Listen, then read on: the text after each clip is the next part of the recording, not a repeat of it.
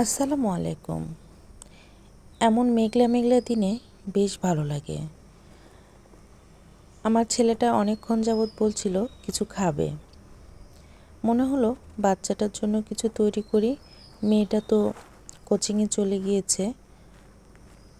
আমি চেষ্টা করি বাচ্চাদের জন্য একটু আলাদাভাবে আলাদা কিছু তৈরি করার। আমি এখানটায় গুড় নিয়ে নিয়েছি আর আমি গুড় সংরক্ষণ করি ডিপ ফ্রিজে। এভাবে রাখলে একদম সারা বছর সুন্দরভাবে গুড় থাকে এবং একদম পারফেক্টলি ভালো থাকে।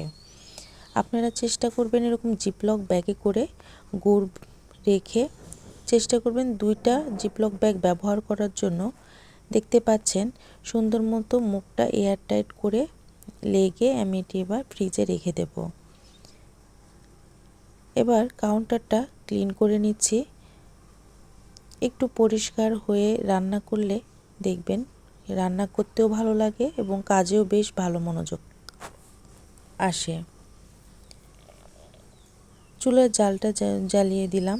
আগেই শিরাটা রেডি করে নেব। আজকে তৈরি করছি মুগ ডালের একটি পিঠা, খুব মজার। খুব অল্প সময়ে বাচ্চাদের যদি কিছু দেওয়ার ইচ্ছে হয় তাহলে আমার কাছে মনে হয়েছে এটি সুন্দরভাবে করা যায়, ঝামেলাবিহীন। শিরাও মোটামুটি রেডি হয়ে এসেছে। চুলার জালটি বন্ধ করে এক সাইডে শিরাটি রেখে দেব। এখানটায় ফ্লেভার বাড়ানোর জন্য যে পরিমাণ গুড় নিয়েছি সেই পরিমাণ পানি দিয়েছি আর দিয়েছি 2টো সাদা এলাচ। এবার আমি এখানটায় হাফ কাপের মতো মুগ ডাল নিয়ে এটি এবার একটু টেলে নেব। চেষ্টা করবেন একদম লো হিটে 5 থেকে 6 মিনিট ভালোভাবে টেলে নেওয়ার জন্য। নেওয়া হয়ে গেছে। এবার আমি পানি দিয়ে এটি ভালোভাবে ধুয়ে নেব। অবশ্যই ভালোভাবে ধুয়ে নিতে হবে, না হলে যদি ডালে কোনো ধরনের ময়লা থাকে তাহলে এটি খেতে মোটেও ভালো লাগবে না। ধুয়ে নেওয়া শেষে আমি এখানটা পানি দিয়ে দিয়েছি 2 কাপের মতো, দিয়ে এটি বয়েল হওয়ার জন্য রেখে দিয়েছি। অবশ্যই চেষ্টা করবেন ডাল যেন পুরোটা একদম ঘেটে যায়।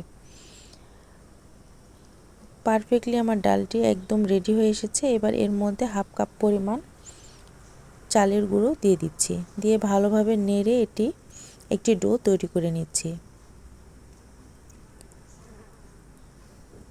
এটি ঢেলে কিছুক্ষণ পর এই ডোটি আমি হাত দিয়ে মথে নেব, যাতে করে সুন্দর মতো একটা সফট ডো তৈরি হয়ে আসে।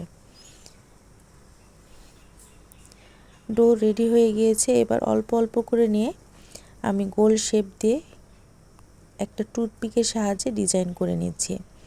আপনারা আপনাদের পছন্দ অনুযায়ী ডিজাইন করে নিতে পারেন। যদি বাচ্চাদেরকে এমন ধরনের নাস্তা দিতে মন চায় তাহলে এটি খুব সহজে আপনারা তৈরি করে ফেলতে পারবেন।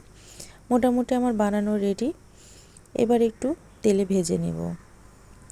আর তেলে অবশ্যই ছাড়বেন যখন চুলার হিট দিয়ে তেলটি যখন গরম হয়ে এসেছে তখনই ছাড়তে হবে, না হলে নরম নরম হবে, ভেঙে যাওয়ার সম্ভাবনা থাকবে।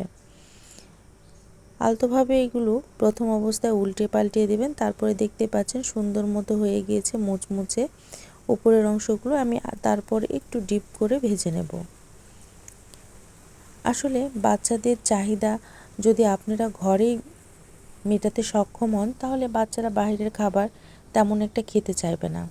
আমি চেষ্টা করি বাসাতে বিভিন্ন ধরনের বিভিন্ন আইটেমের নাস্তা বাচ্চাদেরকে তৈরি করে দিতে, যাতে করে বাইরের খাবারের প্রতি তাদের নেশা কিংবা টান দুটোই কম থাকে। ভাজা হয়ে গেলে যে শিরাটা আগে সাইড করে রেখেছিলাম শিরার মধ্যে দিয়ে এটি 1 থেকে 2 ঘন্টা রেস্টে রেখে দেব। বাইরের ওয়েদারটা মাশাআল্লাহ বেশ সুন্দর। সন্ধ্যার পর এবার আমি এটি উঠিয়ে সার্ভ করব।